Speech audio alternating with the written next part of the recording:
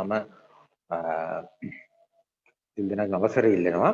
අද අපි යෝජනා කරගත්තේ මේ වැඩසටහනේ ඉතාමත් වැදගත් සහ කාලීනව කතා කළ යුතු මාතෘකාවක් පිළිබඳව. ඒක තමයි මානසික ආතතිය කළමනාකරණය කරගන්නේ කොහොමද කියන එක.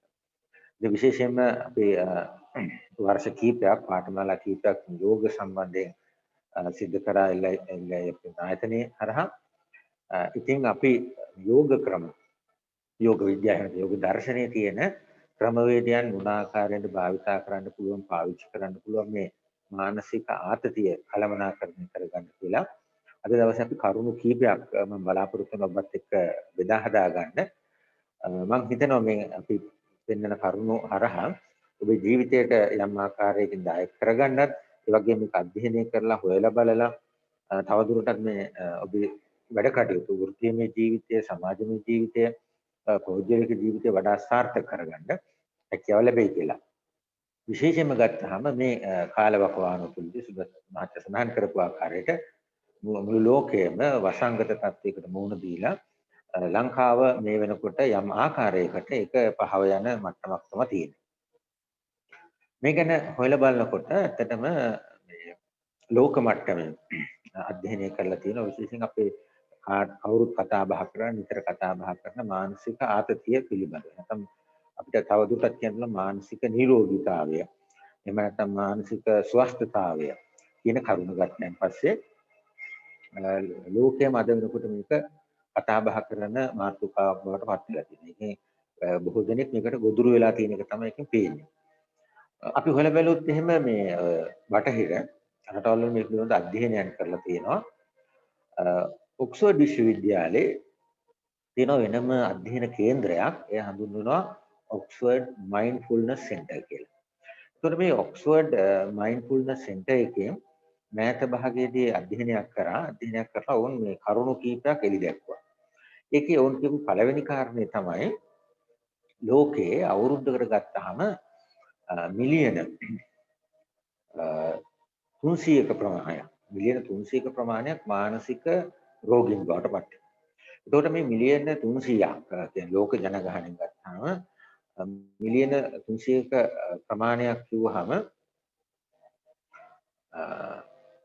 මම හිතන්නේ මාව ඇහෙනවා කවුරු හරි පොඩි මේ සංඥාවක් දුන්නා සුගත් මහත්තයා ඇහෙනව නේද මාව?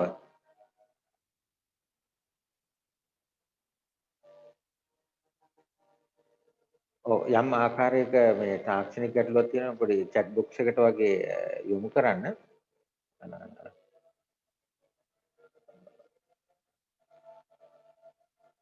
ඇහෙනවා කියලා දාලා තියෙනවා. හරි.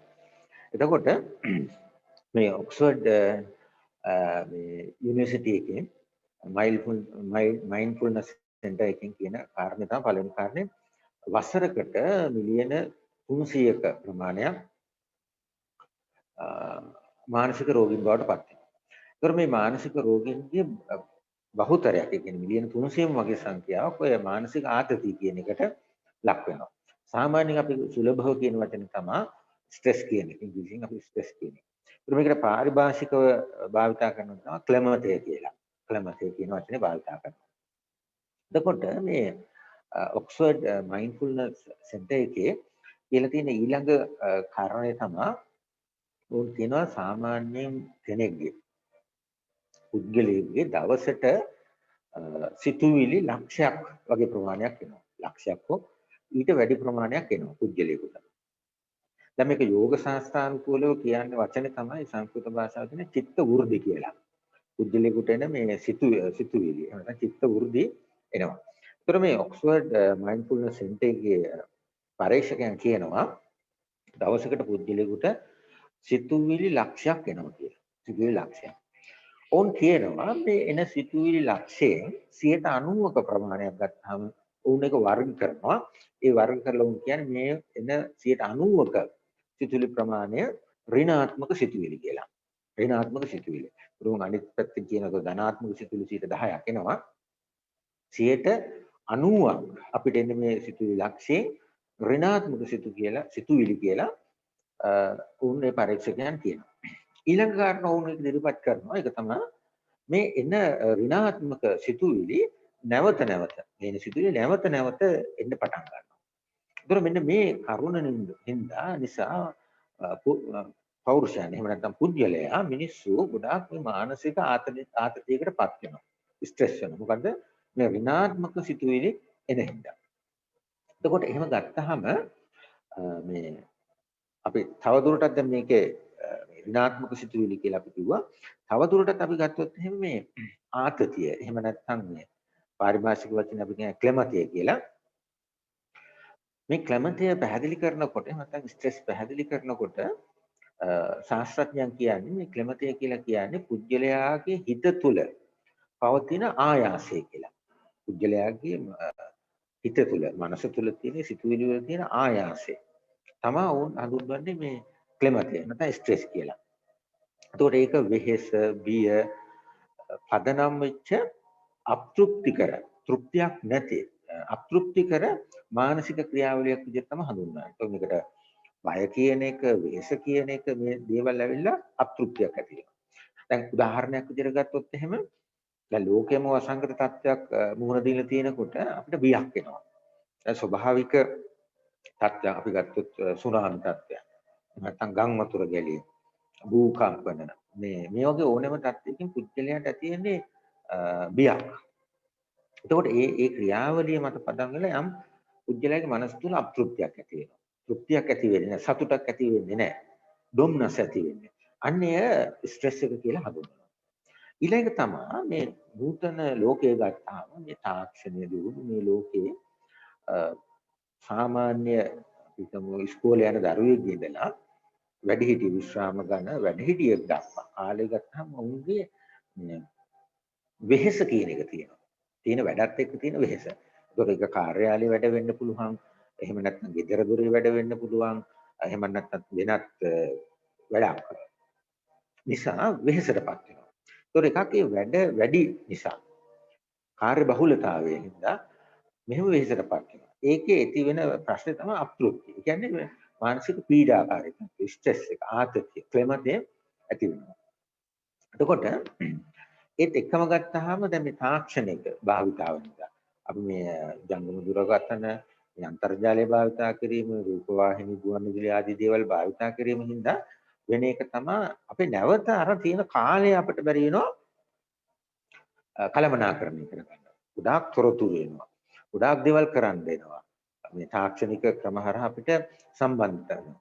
වෙන අපට වෙන එක තමයි වෙහෙස ඇති වෙන එක. මේ වෙහෙස නිසා අපට මානසික පීඩාකාරී තත්ත්වයක් ස්ට්‍රෙස් එන්න පටන් ගන්නවා. ඒත් එක්කම ඊළඟ තුන්වෙනි කාරණාව තමයි මේ අපිට තියෙන බාහිර උත්තේජනයන් හින්දා අභ්‍යන්තරිකව දක්වන ප්‍රතිචාරත් ක්ලෙමතිය නිසා හඳුන්වනවා. දැන් බාහිරින් එන විවිධ උත්තේජන. දැන් උදාහරණයක් විදිහට අපි ගත්ත ඇඩ්වර්ටයිස්මන්ට් එකක්. දැන් ඇඩ්වර්ටයිස්මන්ට් එකකින් පෙන්වන යම් දේවල් සමහර විදිහට අපි උදෑසන නැගිටලා බොන මොන හරි පානයක් මොනවා. ඒක බාහිරින් අපිට එනවා ප්‍රතිචාරයක්. බාහිර යමක් එනවා. අපි ඒකට ප්‍රතිචාරයක් දක්වන්න බලනවා. ඒකට අපි උදෑසන අවදි වුණේ මොහොතේ ඉඳලා නිින්දට යන තෙක්ම අපිට බාහිර මේ උත්තේජනයන් එනවා මේ වගේ. විශේෂයෙන්ම මේ තාක්ෂණික දේවල් හින්දා ජනමාධ්‍ය හේතු කොටගෙන එහෙම නැත්නම් කාරණ කොටගෙන මේ විදිහේ බාහිර උත්තේජන අපිට එනවා. ඒතර ඒ බාහිර උත්තේජනයන්ට අපි උත්සාහ දරනවා ගොඩාක් ප්‍රතිචාර දක්වන්න, අභ්‍යන්තරිකව ප්‍රතිචාර දක්වන්න. දැන් සරල උදාහරණයක් ගත්තොත් මේ කාල සීමාවේදී ලංකාවේ කිරිපිටි හිගයක් තියෙනවා. මේ දවස්වල කියනවා මේ සිමෙන්ති හිගයක් තියෙනවා වගේ. සමහරට අපිට සිමෙන්ති අවශ්‍ය වෙන්නේ නැහැ. ඒක අත්‍යවශ්‍යම දෙයක් නෙමෙයි කිරිපිටි කියන්නේ. පෝෂදායක දෙයක් නෙමෙයි කිරිපිටි කියන්නේ. අපි ඒ බාහිරින් එන දේට අපි ප්‍රතිචාරයක් දක්වනවා. උත්තේජනයක් දක්වනවා. මෙන්න මේ නින්දා බොහෝ තොරතුරු මාධ්‍ය හරහා වෙන වෙන දේවල් හරහා අපිට එනවා. මෙන්න මේ එන දේවල් වලින් අපි උත්තේජනයක් ශාරීරික අභ්‍යන්තරිකව අපි දක්වනවා ඒකට ප්‍රතිචාරය. ඔන්න ඔය ප්‍රතිචාරය නිසා සිද්ධ වෙන දේ තමයි මොකක්ද? අපට ඔය ස්ට්‍රෙස් එක ඇති වෙන්නේ. ඒතර මම හිතනවා ඔබට පැහැදිලි අපිට මේ ස්ට්‍රෙස් කියන්නේ මොකක්ද සහ ස්ට්‍රෙස් යන ප්‍රධාන හේතු කාරණා ටික අපිට මේ විදිහට පැහැදිලි කරගන්න පුළුවන්. දැන් මේ පිළිබඳ නූතනයෙන් ගත්තාම නූතනයේ අපි මේ සමාජයේ ලෝක සෞඛ්‍ය සංවිධානය තියෙනවා, ඒ වගේම විශ්වවිද්‍යාල තියෙනවා, අධ්‍යාපන ආයතන තියෙනවා, අධ්‍යයනය කරන තැන් තියෙනවා. එතකොට මෙන්න මේවායේ මේ පිළිබඳ යම් යම් හොයා බැලීම්, මේ පිළිබඳ යම් යම් අධ්‍යයනයක් කරලා තියෙනවා. මේ මෑතක කරපු අධ්‍යයනයක් තමයි කැනේඩියානු වෛද්‍ය සංගමය. කැනේඩියානු වෛද්‍ය සංගමයේ උන්ගේ සංගරාවේ ප්‍රධාන සංගරාවේ ස්ට්‍රෙස් කළමනාකරණය කරනවා. ස්ට්‍රෙස් මැනේජ්මන්ට් වලට ආතති කළමනාකරණයට නැත්නම් ක්ලමත කළමනාකරණයට උන් යෝජනා ඒක 16ක් වගේ ප්‍රමාණයක් 16ක් 18ක් වගේ ප්‍රමාණයක් උන් දක්වලා තියෙනවා කොහොමද මේ මානසික ක්ලමතය ස්ට්‍රෙස් මැනේජ් කරගන්නේ කියලා. එතකොට ඒකේ උන් කියලා තියෙන කීපයක් හරහා මම කැමති අපේ යෝග ශාස්ත්‍රයේ තියෙන දේවල් කොහොමද අපිට මේකට වඩා සාර්ථකව යොදා ගන්න පුළුවන් කියලා බලන්න. උන් කියන පළවෙනි කාරණය තමයි ස්වයං පුහුණුව. ස්වයං පුහුණුව. දැන් විශේෂයෙන්ම ශාරීරික අධ්‍යාපනය සම්බන්ධයෙන් ගත්තම අපේ තියෙනුනේ අපි යම් පුහුණුවක්. අපි උදාහරණයක් ගත්තොත් අපි ව්‍යායාම කරන්න පුහුණුවක් ලැබලා තියෙනවා. අපි ආහාර ගන්න මේ විදිහට පුහුණුවක් අපි ලබන්න ඕනේ යම් ආකාරයක. එතකොට මෙන්න මේකට කියනවා ස්වයං පුහුණුව. ඉතින් ස්වයං පුහුණුව තුලින් අපිට ආතතිය කළමනාකරණය කරගන්න පුළුවන්. එක කාරණාවක්. තව කාරණාවක් කියනවා මේ තියෙන ගැටුම් නිශ්චය කරගන්න එක. දැන් අපිට විවිධ බාහිරින් එන දේවල් එහෙම නැත්නම් අපේ අභ්‍යන්තරින් එන දේවල් මම අර ඍණාත්මක සිතුවිලි මේ දේවල් හරහා අපේ යම් යම් ගැටුම් කාරිකත්වයක්. මෙන්න මේ ගැටුම් අපිට හඳුනා ගන්න පුළුවන්, නිශ්චය කර ගන්න පුළුවන් නම් කොහොමද මේ ගැටුම් වෙන්නේ? කියලා අපිට නිශ්චය කර ගන්න පුළුවන් අපිට ඕන ගැටුම් එනවා. නමුත් අපිට ස්ට්‍රෙස් නොවි, ප්‍රමාදය ඇති නොකරගෙන ඉඳීමේ හැකියාව තියෙනවා. ඊළඟ තමයි උන් කියන්නේ මෙඩිටේෂන් භාවනාව කියන එක. උන් විශේෂයෙන්ම කියනවා මේ මයින්ඩ්ෆුල්නස් කියන එක. සතිය පිහිටව ගන්න එක. අපේ සංස්කෘතියේ කියන සතිමත් භාවය සතිය පිහිටව ගන්න. එතකොට ඔකට මේ ඉංග්‍රීසි භාෂාවේ දුන්න වචන තමයි මයින්ඩ්ෆුල්නස් කියලා. මේක මේ ඒ වචනේ දුන්නේ රීස් ඩේවිඩ් කියන පඬිවරයා විසින්. එතකොට අපේ මනස බොහොම සතිමත්ව තියාගන්න පුළුවන්. අපිට සිහිය පුහුණු කරන්න පුළුවන් නම් අපේ ආතතිය වඩාත් හොඳින් අපට කළමනාකරණය කරගන්න හඳුනා ගන්න පුළුවන්කම ලැබෙනවා එක. ඒත් එක්කම තමයි ලෝකේ ප්‍රකටම මේ වෙනකොට තියෙන එක තමයි loving kindness.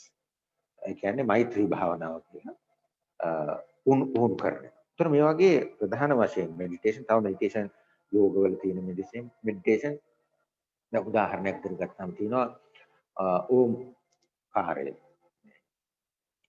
ප්‍රක්ෂේපණය කරන, ගායනා කරන, පුහුණු වෙන එක, භාවනා කරන. ඒතර යෝගවල තියෙනවා සෝහම් මෙඩිටේෂන් කියලා. එතකොට තව යෝගවල එවැනි ක්‍රම කීපයක් තියෙනවා මම ඉදිරියේදී ඔබට ඒක සඳහන් කරන මේ කාරණා ටික මේ කෙටියෙන් කියලා මේ අධ්‍යයනයේ තියෙන කාරණා ටික. ඊළඟ තමයි උන් කියනවා ප්‍රමාණවත් නිින්දක් අපට අවශ්‍යයි කියලා. ප්‍රමාණවත් නිින්දක් අවශ්‍යයි. අපි බලමු යෝග ශාස්ත්‍රයේ කොහොමද මේවා මේ පැහැදිලි කරලා තියෙන්නේ කියන කාරණාව. ඊළඟ තමයි ඕන් කියන එක ගැඹුරු ආස්වාස ප්‍රස්වාස පුරුදු කරන්න, පුහුණු කරන්න කියලා මේ කැනේඩියානු වෛද්‍ය සංගමයේ විසින් මේ විශේෂඥ විසින් නිර්දේශ කරන මේ ක්ලමතය පාලනය කර ගැනීම සඳහා. ඊළඟට ඕන් කියන එක තමයි මේ සංයම අභ්‍යාස. ඒකට ඉංග්‍රීසියෙන් කියන රිලැක්සේෂන් ටෙක්නික් පාවිච්චි කරන්න කියලා. ඒකද විශේෂයෙන්ම බටහිර වුල්ෆි කියන මනෝවිද්‍යාඥ වගේ අය කියනවා අපේ මේ පරිකල්පනය ඒ වගේම ඕනේ කියනවා ඉමේජිනේෂන් ටෙක්නික් කියලා. ඒ වගේම මේ මාංශපේශි තද කරලා ලිහිල් කරන ක්‍රමවේද අනුගමනය කරන්න කියලා. ඒත් එක්කම මේ කැනේඩියානු විශේෂඥයෝ කියනවා විශේෂයෙන් මේක දක්වලා තියෙනවා යෝග භාවනා ප්‍රගුණ කරන්න කියලා. ඒ සංකල්පයේ තියෙන ප්‍රධාන එකක්ම යෝග භාවනා ක්‍රම පුරුදු පුහුණු කරන්න කියන කාරණාව. ඊළඟ තමයි සබහා දහම් සමග කාලය ගත කරන්න.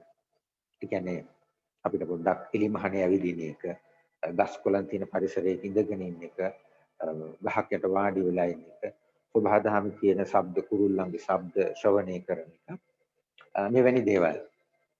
ස්වභාවික ජල පාරක කකුල් දෙක තියාගෙන ඉන්න එක, ස්නානය කරන මේ වගේ දේවල් ටිකක් ඔවුන් ඉදිරි කියනවා. ඊළඟ කාරණාව විදිහට ඔවුන් කියන්නේ කාල කළමනාකරණය, ටයිම් මැනේජ්මන්ට් කියන එක.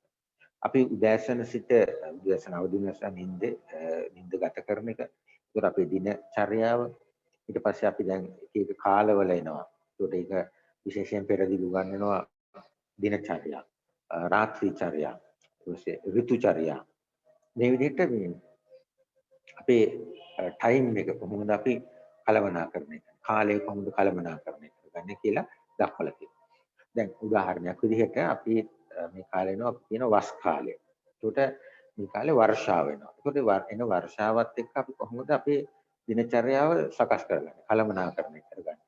ඒකට මොනවද අපි භාවිතා කරන්නේ? දැන් උදාහරණයක් විදිහට වැහි කාලේට අපි අඳින ඇඳුම අපිට වෙනස් කරන්න වෙනවා. අපි ඒතොර වහිනව නම් අපි ඒකට ඔරොත්තු දෙන විදිහට අපි පිස්සසුමක් පළදිනවද? එහෙම නැත්නම් අපි දෙමෙනවා නම් අපිට වැහි කබායක් පළදින එක, කුඩයක් පාවිච්චි කරන එක, ඒකට ගැලපෙන සපත්තු දාන එක, ඊට පස්සේ ඒකට අදාළ තව ඇඳුම් අඳින එක.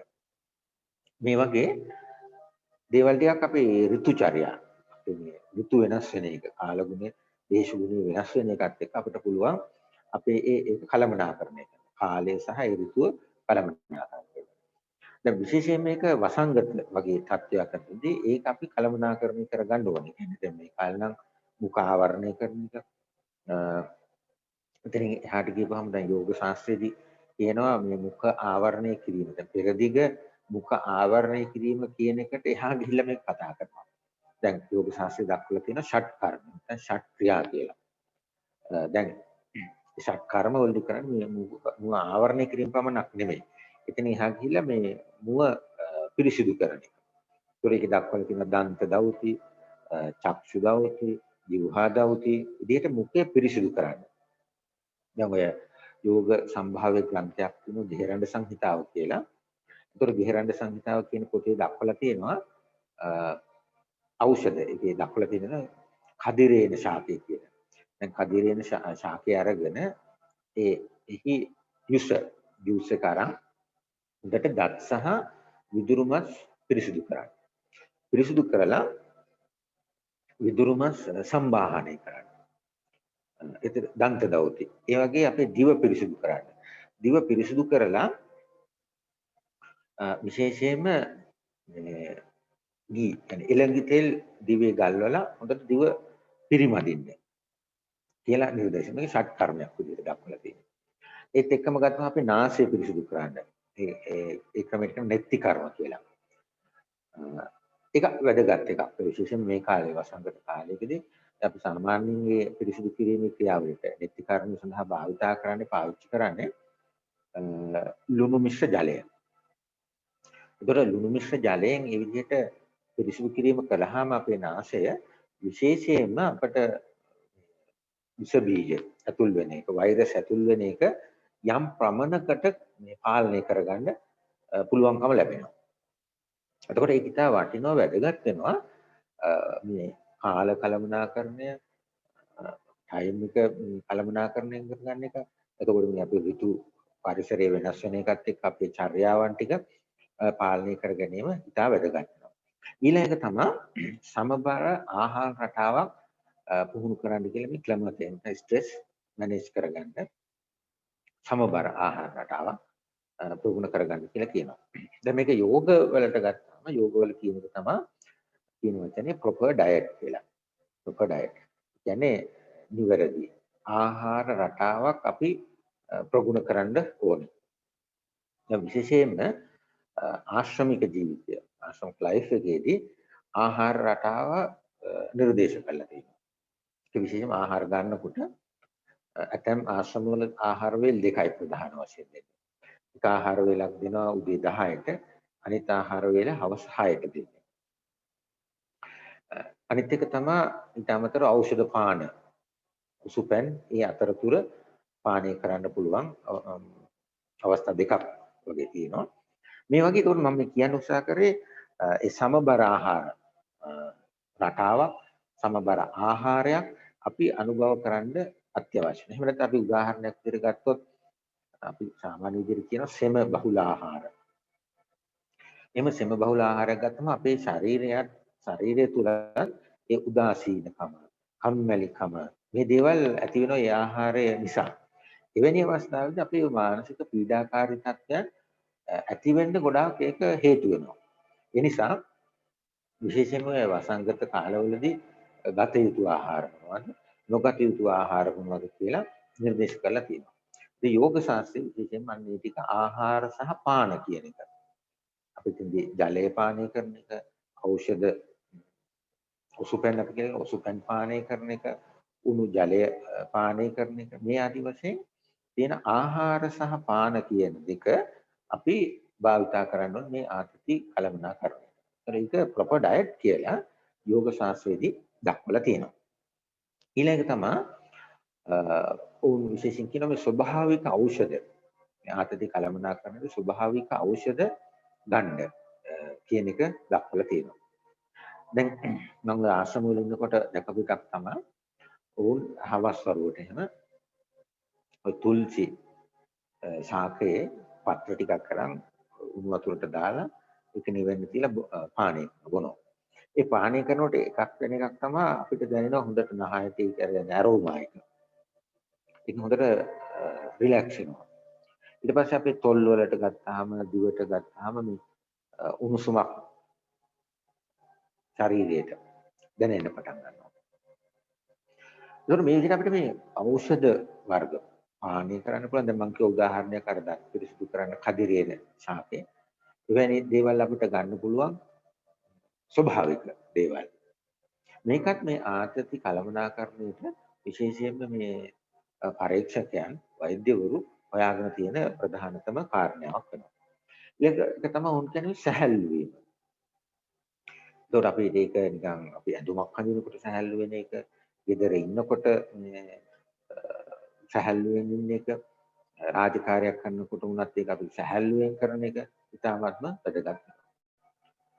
ඔව් ඊළඟට කියන එක තමයි මේ සම්භාව්‍ය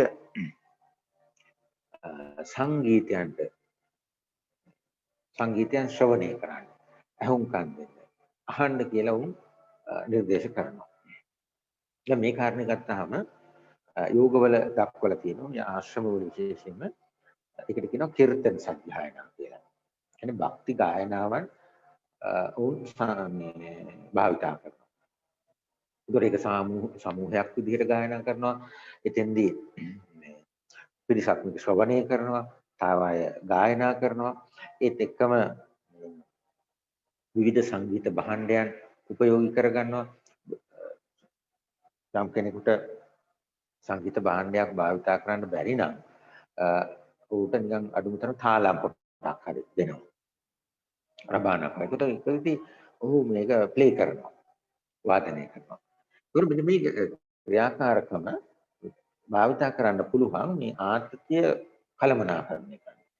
ඉතින් පීඩාකාරී තත්ත්වයන් සැහැල්ලු කරන්න, නිදහස් කරන්න අපිට පුළුවන්කම තියෙනවා මේ විදිහට සංගීතය ශ්‍රවණය කරන්න. ඒක විශේෂයෙන්ම ගත්තාම යෝග ශාස්ත්‍රයේදී දක්වලා තියෙනවා කීර්තන කියලා වචනයකින් උන් ඒක හඳුන්වනවා. ඊළඟ තමයි මේ කලා කටයුතු වල නියැලෙන්න කියන එක. ඒ වෛද්‍යවරු කියන කාරණාව. ඊළඟ තමයි නිතරම ව්‍යායාම කරන්න කියන කාරණාව උන් දක්වලා තියෙනවා. දැන් මේ කියපු ප්‍රධාන කාරණා ටික තමයි නූතන ලෝකයේ විශේෂඥයන් විසින් මේ පිළිබඳව දක්වලා තියෙන يعني ආතතිය කළමනාකරණය කර ගැනීම සඳහා භාවිතා කරන්න කියලා තියෙන ප්‍රධානතම දේ විදිහට දක්වන්න පුළුවන්කම තියෙනවා. ඒකෝර එහෙම ගත්තාම මේක කියලා තියෙන මේ ව්‍යායාම කිරීම කියන එක. ව්‍යායාම. දැන් යෝග ශාස්ත්‍රය ගත්තාම මේ ව්‍යායාම කියන එක දක්වලා තියෙන්නේ ඒක ඉංග්‍රීසියෙන් කියනවා proper exercise කියලා. proper exercise ඒක යෝග ආසන කියලා. යෝග ආසන ප්‍රගුණ කරන්න පුහුණු කරන්න කියලා. එතකොට දෛනිකව අපි ඒ විදිහට ව්‍යායාම කියන්නේ ආසන ප්‍රගුණ කරන එක ඉතාමත්ම වැදගත් මේ මානසික ආතතික තත්ත්වයන් මගහරවා ගන්න. මොකද අපි අර මුලින් කිව්වා මේ ඇතිවෙන මානසික ආතති තත්ත්වයන් නිසා අපේ භෞතික ශරීරයේ විවිධ ඉන්ද්‍රියන් වලට ඉරියව් වලට මේ උදා ශෛලයේ සිට මේ පද්ධති දක්වා ශරීරයේ මේ ආතතික තත්ත්වයන් බලපානවා. එතකොට මේ ආතතික තත්ත්වයන් මනාව කළමනාකරණය කර ගැනීම සඳහා ඔබ ඔබේ ජීවිතයේ අංගයක් විදිහට යෝග ආසන කියන එක ප්‍රගුණ කරලා තියෙන්න ඕනේ. එතකොට එහෙම යෝගාසන ගණනාවක් තියෙනවා. එතකොට යෝග ශාස්ත්‍රයේ සඳහන් වෙනවා මේක ප්‍රධාන වශයෙන් 84000ක් තියෙනවා කියලා. ඒතර යෝග සාහිත්‍ය සඳහන් වෙලා ඊටත් එහා ගිහිල්ලා ලක්ෂ 84ක ප්‍රමාණයක් යෝගාසන තියෙනවා කියලා. ඉතින් මේ විශේෂයෙන්ම යෝගාසන 32ක් පිළිබඳව වැදගත් යෝගාසන 32ක් පිළිබඳව මේ සම්ප්‍රදායන් වල කතා බහ නැත්නම් හඳුන්වා දෙනවා. එතකොට මේකෙන් මේ ආතතිය වඩා කළමනාකරණය කර ගැනීම සඳහා ඔබට පුළුවන් මේ නිශ්චිත යෝග ආසන ටිකක් ප්‍රගුණ කරන්න. තමගේ ජීවිතේට එකතු කරන එක දිනපතා අභ්‍යාස කරනවා. සතතාභ්‍යාස කියලා අපි කියනවා. සතතාභ්‍යාසය කරන්න පුළුවන් අපිට දිනපතා. ඒකේ උදාහරණයක් විදිහට ගත්තොත් අපිට පුළුවන් සූර්ය නමස්කාරය. ඒතකොට ඒක පියවරල් 12ක් තියෙනවා. ඒතර සූර්ය නමස්කාරයේ තියෙන පියවරවල් 12 අපිට උදෑසන ප්‍රගුණ කරන්න පුළුවන් නම් එතකොට මේ ආසන 12 අපි ප්‍රගුණ කරායින් පස්සේ පුළුවන් වට 6ක් වගේ ප්‍රමාණයක් සාමාන්‍ය කෙනෙක්. ඒතර මේක මේ ක්‍රීඩාවක් වගේ කරන කෙනෙකුට නම් පුළුවන් මේ වාර ප්‍රමාණය වැඩි කරගන්න. ඒකට ඒකට සුදුසු ඇඳුමක් ඇඳගෙන බොටම් එක ටී-ෂර්ට් එකක් ඇඳගෙන ඒකට අපිට මෙට්‍රස් එකක් පාවිච්චි කරන්න පුළුවන්. මෙට්‍රස් එකේ සූර්ය නමස්කාරය උදෑසන අපිට ප්‍රගුණ කරන්න පුළුවන්. එතකොට මේ ප්‍රගුණ කිරීමෙන් අපිට ස්ට්‍රෙස් ඉන්ද ඇතිවන ශාරීරික අපහසුතා ආබාධ තත්ත්වයන් මේවා එකතු වෙන යම් යම් විෂ තත්ත්වයන් තියෙනවා. ඒ ටික මග හරවා ගන්න. ඒ වගේ මාංශපේශී තද වෙන ගතියක්. එහෙම නැත්නම් මාංශපේශී වල පීඩාකාරී තත්ත්වයක් තියෙනවා. මේ දේවල් ටික මනාව අපිට පුළුවන් සමනය කරගන්න. ඒත් එක්කම තව ඔබට පුළුවන් නම් ඔබේ ජීවිතයේ මේ කාලසටහන තුළ තව යෝගාසන කීපයක් එකතු කරගන්න. උදාහරණයක් විදිහට ගත්තොත් ඔය ඉන්දියාවේ තියෙන ප්‍රකට සම්ප්‍රදායක් ස්වාමී ශිවානන්ද සම්ප්‍රදාය කියලා. ඒක ස්වාමී විෂ්ණු දේවානන්ද කියන ස්වාමීවරයා තමයි ඉදිරිපත් කළේ. ඔවුන් මේකෙදි භාවිතා කරන ආසන 12. යෝගාසන 12. දැන් එතකොට මේ පරීක්ෂණ වලින් හොයාගෙන තියෙනවා මේ බඳු මේ ආසන 12 ප්‍රගුණ කරාම ඒක නිරන්තරයෙන් අපි පුරුදු කරනවා නම් අපේ මේ ඉන මානසික ආතති තත්ත්වයන් මග හරවා ගන්න පුළුවන් කියලා.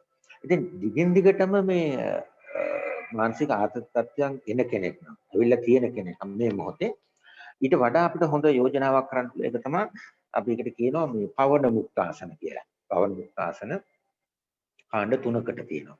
ඒතකොට මේ පවන මුක්තාසන කාණ්ඩ 3 ප්‍රගුණ කිරීමෙන් කරන්නේ ප්‍රධාන වශයෙන් අපේ මේ ශරීරයේ තියෙන සංදි ක්‍රියා සුමට කරන්න. මේ මාංශපේශී ඇදීමකට ලක් කරන්න තමයි මේ පවන මුක්ත කියන ආසන ටික පාවිච්චි කරන්නේ. ඉතින් ගොඩාක් මේ මානසික ආතතික තත්ත්වෙන් තිනකොට වඩා හොඳයි යෝජනා කරන එක. අපි එවැනි පවන මුක්ත ආසන වලින් ආරම්භ කරලා ක්‍රමානුකූලව මම අර කියපු සුවර්ණ නමස්කාරය ඊට අර තෝරාගත් ආසන පන්තියක් යෝග ශාස්ත්‍රය තුළ කියන ආසන ලෙතක් අපිට භාවිතා කරන්න පුළුවන්කම තියෙනවා. ඒකට තව මේ විශේෂඥයන් කියන අදහස තමයි ගැඹුරු ශ්වසන අභ්‍යාසය කරන්න කියලා. ඒකට යාලා කියන මේකෙන් ඉංග්‍රීසියෙන් ඩීප් බ්‍රීතිං ප්‍රැක්ටිස් කරන්න කියලා. ඒකට යෝග ක්‍රමවේදය තුළ තියෙනවා විශේෂ අංගයක් ප්‍රාණායාම කියලා. සංස්කෘත වචනේ ප්‍රාණායාම. ඒකට මේ ඉංග්‍රීසියට පරිවර්තන කරන proper breathing කියලා. proper breathing. අපි නිවැරදි හුස්ම ගැනීම රටා පුහුණු කරනවා. දැන් ආතති තත්ත්වයක් එන කෙනෙකුට වඩා හොඳයි මේ ගැඹුරු ශ්වසන අභ්‍යාස ප්‍රගුණ කරන එක. ඒතර යෝග ශාස්ත්‍රයේ බඳු ක්‍රමවේද 3ක් තියෙනවා. එකක් තමයි උදර ශ්වසනය, උරස් ශ්වසනය, උරහිස් ශ්වසනය කියලා. ඒක ඩීප් බ්‍රීතිං. ඉතින් ගොඩාක් අපහසු කෙනෙකුට පුළුවන් මේක වැතිර කරන්න. උඩුගලිය අතර මේ මෙට්‍රස් එක වැතිරිලා අපිට පුළුවන් මේ අභ්‍යාස ටික වාර 10 ගානේ උදර ශ්වසනය වාර 10ක්, උරස් ශ්වසනය වාර 10ක්, උරහිස් ශ්වසනය වාර 10ක් ආදි වශයෙන් ප්‍රගුණ කරන්න පුළුවන් මේ වඩා වැඩිපුර මේ ආතතික තත්වයක පෙළෙන කෙනෙකුට. නැත්නම් අපිට ගායනිකව පුළුවන් මේක හිතගෙන ඉඳගෙන මේ ඩීප් බ්‍රීතින් ප්‍රැක්ටිස් කරන්න. ඒතර මේ විශේෂයෙන්ම මානසික ආතතියෙන් ඇතිවන අපි කියන මානසික තද වෙන ස්වභාවයට වඩා සුදුසුයි බ්‍රාහ්මාර කියන ප්‍රාණායාම අභ්‍යාසය ප්‍රගුණ කරන්න. බ්‍රාහ්මාරි ප්‍රාණායාම. ඒතකොට එතෙන්දී බ්‍රාහ්මාරි ප්‍රාණායාම වාර 20ක් වගේ ප්‍රමාණයක් ප්‍රගුණ කරන එක වඩා යෝග්‍යයි කියලා දක්වලා තියෙනවා. දැන් එතෙන්දී විශේෂයෙන්ම මේ පවතින වසංගත තත්ත්වය හමුවේ. දැන් එතකොට ඒකට මුහුණ දෙන විශේෂ කණ්ඩායම් ටිකක් ඉන්න දැන් ලංකාවේ ගත්තොත් සන්නද්ධ සේවාවල අය, සෞඛ්‍ය ශාස්ත්‍රයේ විශේෂයෙන් මෙතන දැන් අපි ඇම්බියුලන්ස් රියදුරු ඩ්‍රයිවර්ස්ලා ඉඳලා විශේෂඥ වෛද්‍යවරු දක්වා නර්සස්ලා ડોක්ටර්ස්ලා මේ ඔක්කොමලා කාර්ය මණ්ඩලය. මෙවැනි විශේෂ කණ්ඩායම් වලට වඩාත්ම හොඳයි ඔය බ්‍රාහ්මාරි ප්‍රාණායාම වාර 20ක් ප්‍රගුණ කරන එක. ඒක වඩා හොඳයි උදේ සහ හවස කරනවා නම් බ්‍රාහ්මාරි ප්‍රාණායාම වාර 20ක්.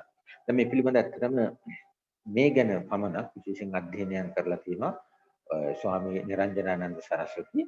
එතුමා හැම කියන කාරණාවක් තමයි මේක වාර 20ක් පුළුවන් නම් ඒ සේවයට ගිහිල්ලා සේවාස්ථානට ගිහිල්ලා මේක ප්‍රැක්ටිස් කරන්න පුළුවන් නම් ඒක වඩා හොඳයි කියලා අපිට යෝජනා කරන්න පුළුවන්. ඒත් එක්කම මේ ඒ ප්‍රාණායාම වල තව තියෙනවා නාඩි ශෝධන ප්‍රාණායාම. ඒක දෛනිකව අපේ ජීවිතයට එකතු කරගන්න පුළුවන් නම් මේ ක්‍රමවේද ටික මේ ටෙක්නික්ස් ටික ඉතා වැදගත් වෙනවා. ඊළඟ තමයි මේ කිපකතා නිින්ද කියන එක. නිින්ද කියන එක වැදගත් කාරණාවක් විදිහට දක්වලා තියෙනවා. ඒකම නිින්ද ගැන කියනකොට මේ යෝග ශාස්ත්‍රයේ තියෙන අපේ නිින්දට මනස හුරු කිරීම, ශරීරය හුරු කිරීමට වෙනම ක්‍රමවේදයක්. ඒකට ඒ හඳුන්වනවා යෝග නිද්‍රා කියලා. යෝග නිද්‍රා ක්‍රම. ඒකට අපට පුළුවන් නම් අපිට නිදා ගන්න පුළුවන් නම් යෝග නිද්‍රා ක්‍රමය උපයෝගී කරගෙන. ඒකට තව වචනයක් භාවිතා කරනවා සවාසනය කියලා. සවාසනය. තවත් වචනයක් තියෙනවා මෘතාසනය. ඒකට මේ සවාසනය වගේ ප්‍රගුණ කරන අපි හොඳ නිින්දක්, සෝදායක නිින්දක් ලබා ගන්න පුළුවන්. එතකොට අපි මේ හොඳ නිින්දකදී සමාවෙන්න හොඳ නිින්දකදී ශරීරයට ලබන්නා වූ විවේකය සැහැල්ලුව මේ සවාසන අභ්‍යාසය ප්‍රගුණ කිරීමෙන් අපට ලබා ගන්න පුළුවන්කම තියෙනවා. ඉතින් මෙන්න මේ කාරණාව කියන්නේ සවාසනය අපිට ප්‍රගුණ කරන්න පුළුවන් නම් අපේ ආතතික තත්ත්වයන් වඩා හොඳින් කළමනාකරණය කරගන්න පුළුවන්කම තියෙනවා. ඒතර එතනින් කිව්වම දැන් අපි කියපු මේ කාරණාව විශේෂඥ මතය මේකට ලෝකේ තියෙන විශේෂඥ මතයක් මම කිව්වේ කරුණු 16ක් 18ක් පොදු ප්‍රමාණයක් මම සඳහන් කළේ. එතකොට මේ අපි මේකට කියනවා මේ යෝගවල තියෙන ලයිෆ් ස්ටයිල් එක. යෝග ජීවිතය. ඒතර යෝගී ජීවිතයකට තවත් මේක අපිට කියන්න ආශ්‍රමික ජීවිතයක්. ඒතර ආශ්‍රමික ජීවිතයක මෙන්න මේ කියපු කාරණා බහුතරයක් අපි 16ක මේ 16ට සහ ඊට අමතරව කාරණා තියෙනවා. ඒකේ මම එක අපිට තියෙන කාල වේලාවත් එක්ක තව කාරණාවක් මම එකතු කරන්න. ඒක තමයි ඒක නා proper thinking and meditation කියලා. proper thinking and meditation කියලා. ඒ කියන්නේ අපිට පුළුවන් නිවැරදිව මනස මෙහෙවීම සහ මනස සංසුන් කර ගැනීම. අපි ඒක වචනයක් කියන ධ්‍යාන කියලා. ඒකට අපේ සංස්කෘතියේ කියන අපි භාවනාව කියලා වචනයක් කියනවා. ඒක ඉංග්‍රීසියෙන් කියන මේක මෙඩිටේෂන් කියලා. ඒකට මෙන්න මේ ක්‍රියාවලිය ඉතාමත් වැදගත් වෙනවා අපේ තියෙන මේ ආතතික තත්ත්වයන් හොඳින් පාලනය කරගන්න. ආතතික තත්ත්වයන් මනාව කළමනාකරණය කරගන්න මේ proper thinking and meditation කියන එක කියනවා. ඒක මේ යෝග ශාස්ත්‍රානුකූලව කියන්නේ වේදාංග පුහුණු කිරීම සහ ධ්‍යාන වැඩිම කියලා. වේදාංග පුහුණු කිරීම සහ ධ්‍යාන වැඩිම කියලා කියනවා. දැන් මම ඔබට මුලින් සඳහන් කරා මේ ඔක්ස්ෆර්ඩ් විශ්වවිද්‍යාලයේ ඉරු පරීක්ෂණ කියපු කාරණාවක් තමයි පුද්ගලයෙකුට දවසකට සිතුවිලි ලක්ෂයක් එනවා. ඒ ලක්ෂයෙන් 90ක් නෙගටිව් කියලා. ඍණාත්මක සිතුවිලි කියලා ඕන සඳහන් කරනවා. ඒක ඊළඟ කාරණා තමයි කියන්නේ මේ එන්න සිතුවිලි නැවත නැවත එන්න පටන් ගන්නවා. නැවත නැවත මේ ඍණාත්මක ඒවා ධනාත්මක දෙකම ඉන්න පටන් ගන්නවා. දැන් ඍණාත්මක සිතුවිලි නැවත නැවත එන්න පටන් ගත්තන් පස්සේ වෙන දේ තමයි මොකක්ද? මේ ස්ට්‍රෙස් එක ඇති වෙන එක. ආතතික තත්ත්වයන් ඇති වෙන එක. එතකොට අපේ ශාරීරික අභ්‍යන්තරික ඉන්ද්‍රියන් වල අවයව වල පද්ධති වලට මේක බලපාන. ඒක හානිකර ලෙස බලපානවා. දැන් යෝග ශාස්ත්‍රයේ විශේෂයෙන් දක්වලා තියෙනවා මේ ජප කියලා කොටස. සජ්ජායන මන්ත්‍ර. ඒතකොට තව එක දිගුවක් ගිහම ලිඛිත ජප. ඒතකොට ජපමාලයක් භාවිතා කිරීම. නිබඳු අංග ලක්ෂණ ටිකක් යෝග ශාස්ත්‍රයේ තියෙනවා. දැන් ඒකදි කරන්නේ ඔය භක්ති ගායනාවන් වලදී මේ අපිට එන ඍණාත්මක සිතුවිලි. ඒක නැවත නැවත එනවා කියන ඒ නැවත නැවත එන සිතුවිලි ප්‍රමාණය අඩු කරන්න අපිට පුළුවන්. අඩු කරන්න පුළුවන්. ඒත් එක්කම දැන් මේ භක්ති ගායනාවන් මන්ත්‍රයක් වගේ දෙයක් ඕම්කාරය වැනි දෙයක් මේ දේවල් අපි සිතට එකතු කර ගැනීම ප්‍රසන්න සිතුවිල්ලක් තමයි අපිට ඇති වෙන්නේ. ප්‍රසන්න සිතුවිල්ලක් තමයි අප තුළ ඇති වෙන්නේ. එතකොට ඍණාත්මක වෙන සිතුවිලි ප්‍රමාණය අපට වෙනසක් ඇති කරගන්න පුළුවන්. අඩු කරගන්න පුළුවන්. නැවත නැවත එන එක අපට නැවත නැවත පුළුවන් ප්‍රසන්න සිතුවිල්ලක් ඇති කරගන්න. නැත්නම් ප්‍රබල සිතුවිල්ලක් ඇති කරගන්න මේ ක්‍රමවේදය හරහා පුළුවන්. අන්න යම් හඳුන්වනවා අය මන්ත්‍ර, ජප, ලිඛිත ජප, භක්ති ගායන, ඒකට වචනයක් කීර්තන මේ දේවල් අපිට පාවිච්චි කරන්න පුළුවන්. ඉතින් අපිට මේ ගෙදරක කරනවා නම්, ගෙදර සමාජිකයෝ එකතු කරගෙන අපිට පුළුවන් නම් මේ ක්‍රියාකාරකම් කරන්න ඒක වඩාත් සාර්ථක වෙනවා. විශේෂයෙන් ගෙන ගන්න ළමයින්ට මේක ඉතාමත්ම හොඳ දෙයක්. දැන් මම මේ දවස්වල විශේෂයෙන්ම පාසල් යන වයසේ දරුවන්ට එක වසරේ ඉඳන් 8 වසර 9 වසර දක්වා දරුවන්ට වැඩසටහන් වගේක් කරනවා. ඒකෙදි මම දරුවන්ට කියන එකක් තමයි මේ ක්‍රියාකාරකම් අපිට පුළුවන් පාඩම් කරන්න ඉස්සෙල්ලා භාවිතා කරන්න. මම ඉතින් දරුවන්ට කියනවා ඔයාලට පුළුවන් පාඩම් කරන්න ඉස්සෙල්ලා හොඳට පිරිසිදු වෙන්න. ඒතර ෂට් කරන. හොඳට පිරිසිදු වෙලා ඒකට මූණ අතපය කිවර ෂට් කර්ම කියලා මේ ෂට් කර්ම අපේ මේ භෞතික ශරීරය පිරිසිදු කරගන්න පුළුවන්. පිරිසිදු කරගෙන සැහැල්ලු ඇඳුමක් අපි සුදු පාට වර්ණයෙන් කහ පාට වර්ණයෙන් ලස්සන සැහැල්ලු පිරිසිදු ඇඳුමක් ඇඳගෙන අපිට දරුවන්ට මම කියලා දුන්න එකක් තමයි පහනක් පත්තු කරනවා. ඒක පහනක් පත්තු කරනවා මේකට අපේ මනස යනවා. මනස ප්‍රසන්න වෙනවා. ඊට පස්සේ මම දරුවොත් එක්ක කරන වැඩ තමයි මේ මල් සුවඳ මල් සමම්පිච්ච මල් වගේ මල් ප්‍රමාණයක් අරගෙන ඒ දරුවෝ ඒක යම් භාජනයක PVC එක හරි මල් වට්ටියක හරි එයාලා තියන්න පුරුදු කරනවා. එතකොට මේ දරුවන්ට දැනෙන්න පටන් ගන්නවා අර අත්වලට අර මල් වල මෘදු ස්වභාවය, සිනිඳු ස්වභාවය දැනෙන්න පටන් ගන්නවා. ඊට පස්සේ ඒ දරුවන්ට සුවඳ දැනෙන්න පටන් ගන්නවා. ඇරෝමා. මේක රිලැක්ස් වෙනවා දරුවෝ. තියෙන මානසික ආර්ථික තත්ත්වයන් මග හරව ගන්න පුළුවන්. ඊට පස්සේ දරුවන්ට පුළුවන් අපිට කියලා දෙන්න අර වගේ සජ්ජායනාවක්. ඕනෑම ආගමක වෙන්න පුළුවන්. තියෙන සජ්ජායනාවක් කරන්න. කරලා ඊට පස්සේ අර අපි කිව්වා ඊළඟට මේ නිවැරදි ඉරියව් proper exercise. ඒකට පුළුවන් අපිට මේ proper exercise කියලා. ඒ කියන්නේ නිවැරදි ඉරියව් ටිකක් දරුවන්ට කියලා පාඩම් කරන්න. මම දැක්ක දැන් ඇතම් මේ තරුණ වියේ දරුවන්ට උන්ට කියා කරනකොට දැන් කුටුවක කාර්යාලයක වගේ විවිධ අභාවස්ථායන් විශේෂයෙන්ම කුඳු යට පිළි ආබාධ වෙනවා. ධන හිස් වල ආබාධ වෙනවා. ඒ කියන්නේ අපි ප්‍රොපර් ඉරියව් ටික නිවැරදි ඉරියව් නිවැරදි ආසන පාවිච්චි කරන්න දෙනවා. අපිට දරුවන්ට පුළුවන් දෙන්න නිවැරදි ඉරියව්. කොහොමද අපිට මේක යෝග ශාස්ත්‍රානුකූලව ආදේශ කරන්න පුළුවන්. භාවනානුයෝගී ආසනයක ඉඳලා දරුවන්ට පුතක් බලන එක, දානක් හදන එක, පාඩමක් අහුම්කම් දෙන එක දැන් සූම් තාක්ෂණي හරහා පැයක් දෙකක් ඒ ඉරියව්ව නිවැරදි ඉරියව්වක මම අර කියපු ක්‍රියාකාරකම් ටිකත් එක්ක කරන්න අන්න එතකොට දරුවන්ගේ ස්ට්‍රෙස් එක වඩා හොඳින් කළමනාකරණය කරගන්න පුළුවන්. ඒතකොට ඇත්තට මේ පරිසරය දෙමව්පියන්ට උනත් වැඩිහිටියන්ට උනත් ගෙදර ඉන්න අනිත් අයට උනත් ඒකෙන් ලොකු මේ ඒක දැකීම හරහා ලොකු සංයමයක් නිදහසක් රිලැක්සේෂන් එකක් එන්න පටන් ගන්නවා. ඊළඟ තමයි වැදගත් එක අපි කියන්න ඕනේ මේ අපේ ආහාර සහ පාන. ඒක යෝග ශාස්ත්‍රය කියන්නේ ප්‍රොපර් ඩයට් කියලා. ඒකට ඒක තවදුරටත් මේ යෝග ශාස්ත්‍රානුකූල ගත්තම කියනවා අපිට ගන්න කියලා මේ සාත්වික ආහාරයක්. සාත්වික ආහාරයක්. ඉතින් මේ කාලේ ගොඩක් වෙලාවට අපි පොඩි කාලේ අර ලොක්ඩවුන් එකත් එක්ක හිටියේ නිවෙස්වල ගෙදරම හිටියේ. ඒ අවස්ථාවලදී අපිට පුළුවන් ඒ ආහාරයෙන් සාත්වික ආහාරයක්ම ගන්න. කෘත්‍රිම ආහාර වලට වැඩිය සාත්වික ආහාරයක් ගන්න එක වැදගත් වෙනවා. දැන් මම හිටපු ආශ්‍රම ගොඩක ඒ සාත්වික ආහාරයක් තමයි දෙන්නේ.